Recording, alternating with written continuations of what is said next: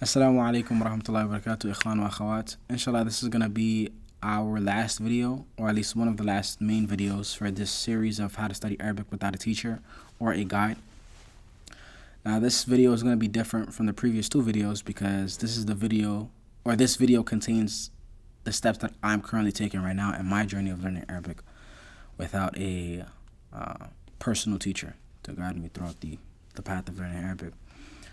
So to hop right in, the first step that you're going to do, if you haven't completed the Medina Arabic series, you haven't gone all the way through book 3, but you've gotten far enough, and by far enough, I mean at least halfway through book 2.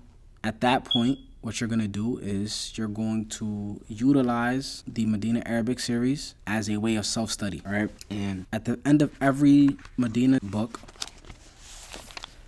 as you can see, there's an English translation of the lesson. So the method that I find works the best is first attempt to read through the dialogue and pay attention to phrases that you don't know, words that you don't know in general. The dialogue at the beginning of every lesson. And if you've gone through Medina books, if you've at this point you've run through them, so you know how the lessons are structured.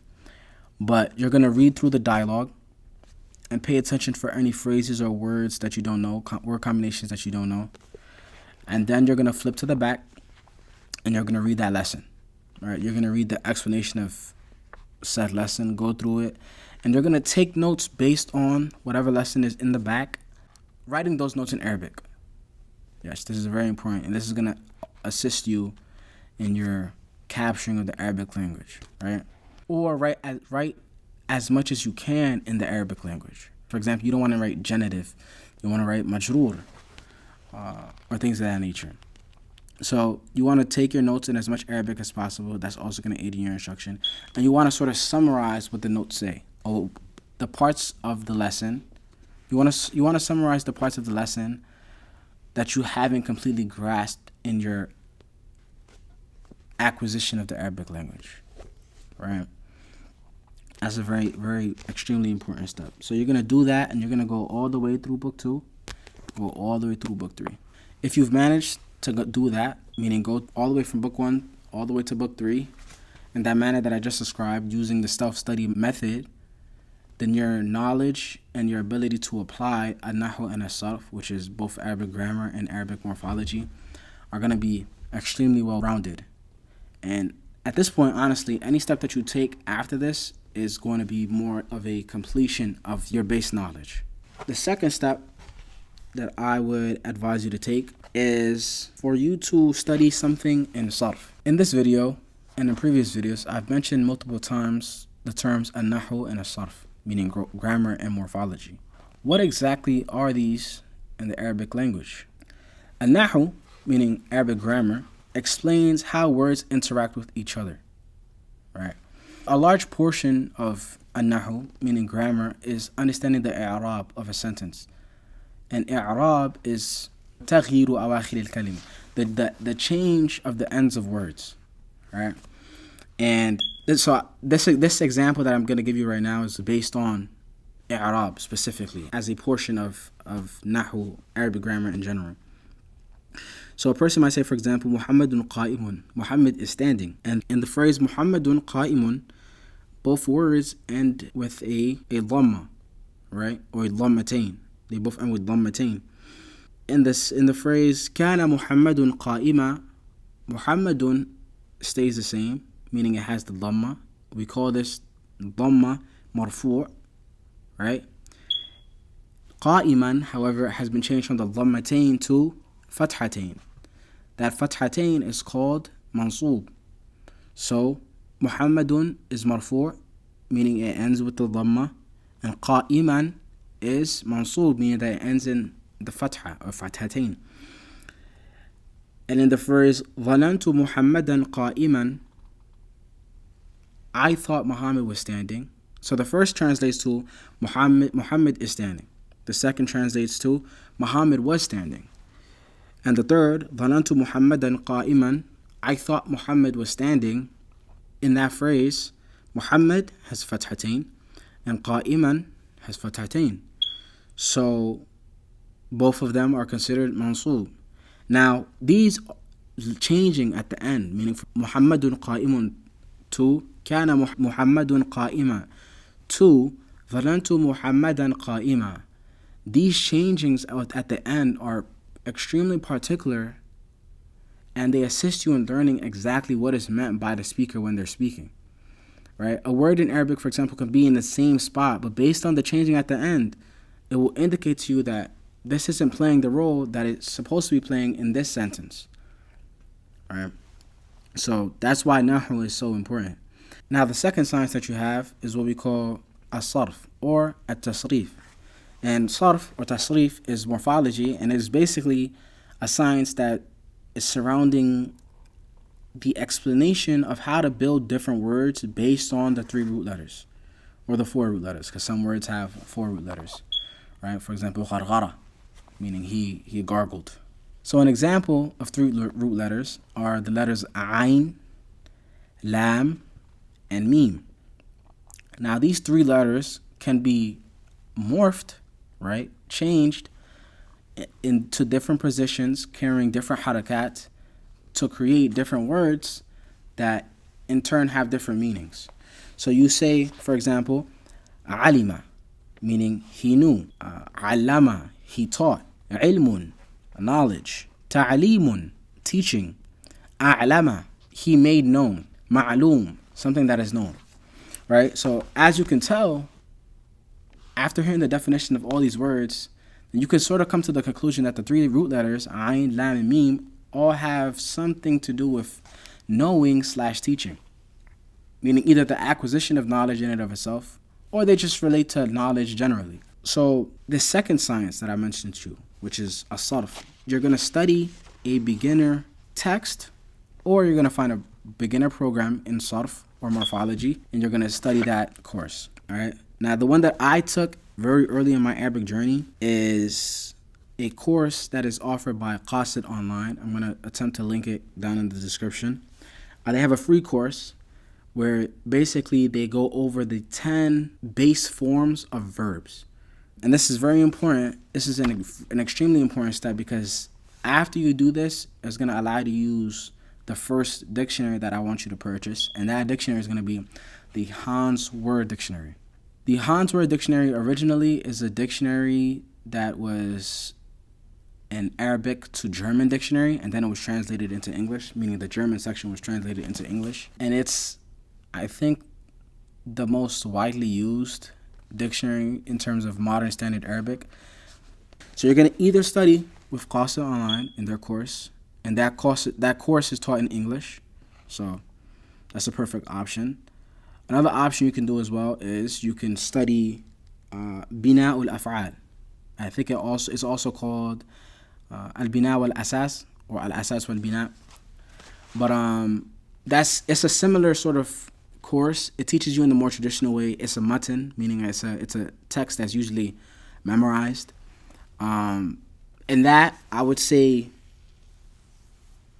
because I haven't found an English person teaching the course except for Sheikh Musa Richardson. He on his Patreon, he has a course teaching that matan, that specific matan, Bina'ul Af'al. And it's extremely beneficial, but it is behind a paywall. It's a paid for Patreon. So your options are either study with Qasid Online, pay for the Patreon with Sheikh Musa, or you could find a free course. I'm sure you could find a free course teaching it in Arabic on YouTube. Right? So that's always an option. But obviously that would be in Arabic though.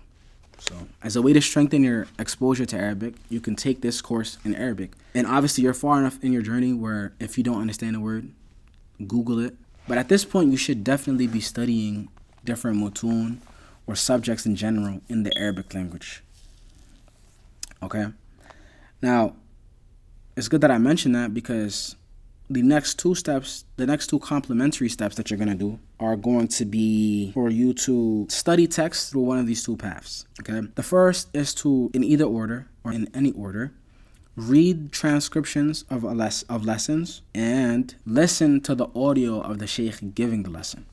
All right? And my 2 favorite sheikhs for this process are Sheikh Saleh Al-Usaymi and Sheikh Muhammad Al-Uthaymin. I think theirs are the most beneficial because of the clearness in their lessons. I think for Sheikh Al-Usaymi, you can find videos, especially for that dawrah that he had in the Prophet's Masjid. You can find it online, and you can find the transcription of the lessons that he's giving quite easily. Or Sheikh Uthaymeen. I like Sheikh Uthaymeen as well because he has taught so much stuff, and most of the lessons that he's given have been transcribed, written down. They're in book form. You can buy either a physical book or find a PDF. And there's two ways to go about it. You can either A, read a portion of the explanation first, right? And then listen. This is going to assist you so that you're correcting your reading skills. If you're reading a text that isn't completely voweled, then sometimes you might like read a vowel wrong, and you reading that vowel wrong will completely change your understanding of the text, right? So if you have read it first and then you listen after, it's like, oh, okay, no, I understood that wrong. This shouldn't be said like this, and things of that nature. The other option is obviously to listen first and then read. And that's going to help you with the first problem because you'll know how to sort of read text based on how it was dictated, right? So your inside voice, the voice in your head when you're reading to yourself, can now accurately put harakat on stuff, and you'll learn how the pauses work in Arabic, right? Because punctuation in both languages isn't completely the same. You'll notice in Arabic, for example, that periods most of the time come all the way at the end of a paragraph, and they don't really show up in the middle of a paragraph. Usually in a paragraph, you'll see a lot of commas. And if it's a long paragraph, then you'll have a hard time being able to trace where exactly would the pauses be happening, because without that, it looks like an extremely long run-on sentence. So that's the first complementary step. And you're going to start doing this from the moment you close this video, right? It's extremely important. Listen to a lecture in Arabic and then read it. Or do both at the same time. Have the text out in front of you and listen to it at the same time, right? I think that's even the best way to go about it, because that will truly help you to understand simultaneously where the pauses are happening and how to put the harakats on the words that you're reading. The second complementary step that I wanted to mention is to go through a book, doing this completely with books, right? But what you're going to do is you're going to get an Arabic copy of the book, and you're going to get an English translation of the book, and you're going to go through both together. The way I recommend is read the Arabic book and don't use the English. But you can rely on the English wherever you don't necessarily understand what's being said in Arabic. If there's a phrase that's new to you and you haven't completed, you read it, you kind of know the words, but you don't know what exactly this phrase means altogether, or what the author intended by this, or what metaphor that they're attempting to portray by this, then opening up the English rendition of that Arabic text is going to allow you to fill in those gaps. So that's another extremely important step that you can take to complete your exposure to the Arabic language. Because again, as I mentioned in the previous two videos, exposure is the main key when learning the Arabic language. You can sit down and study Medina Arabic 1, 2, and 3, and if that's all you do, it's not enough. You have to sit down and open up different venues of exposing yourself to the Arabic language through both listening and speaking, right? And I already mentioned previously what you should do on those topics in my previous video, okay? Utilizing every single opportunity and method that you have at your disposal to further expose yourself to the language. Because the goal, obviously, is to be able to understand the language in as many different forms as you do English, for example. You can read English, you can write English, you can hear English and understand, and you can express yourself in English. So you need to find a way to expose yourself to doing all those 4 different matters in the language that you're attempting to acquire right now, which is the Arabic language. And the last thing I'm going to mention is, at this point, if you've done everything that I mentioned so far, you're going to want to move on to studying mutun. The same way if you studied bina ul af'al or bina wal asas, then it's going to be a similar process, right? There's videos online. A lot of people mention their method that they would advise a student to take while studying the Arabic language. Sheikh Abdurrahman Hassan has a beautiful video where he talks about just the methodology of seeking knowledge in general.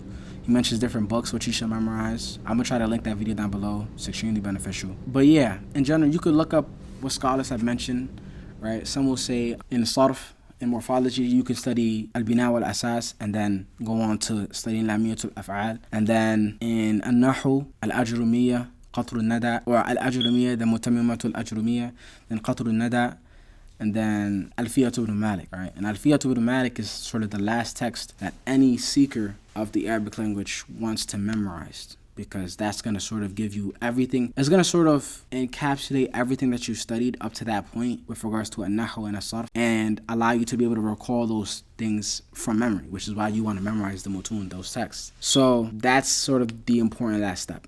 Once you've gotten to this point, you're going to start studying mutun and studying mutuns from other sciences as well. Start studying aqidah. At this point, you should have memorized the 3 fundamental principles, 4 principles of Sheikh Ibn Abdul Wahhab. Memorize something in mutun as well, right? Ibn Taymiyyah's books, or something from the Salaf as well, right? Aqidatul Raziyin. So at this point, again, remember what we mentioned, it's all about the exposure. And inshallah, up until this point, and remember, as I mentioned, this video is something that I'm currently going through right now. I haven't memorized Alfiyat ibn Malik at all, but inshallah I do plan on getting there eventually. And I will, as I continue on my journey of learning the Arabic language and the deen in general, I will attempt to make videos where I talk about struggles, pitfalls that I've went through, wins that I've had, and just sort of describe to y'all and display to y'all my journey of personally learning Arabic language and the deen as a whole, inshallah. Make sure to like this video, subscribe if you haven't, and share it with somebody or student of knowledge that you think would benefit from it. Jazakumullahu khairan. سبحانك اللهم وبحمدك أشهد أن لا إله إلا الله أستغفرك وأتوب إليك. السلام عليكم ورحمة الله وبركاته.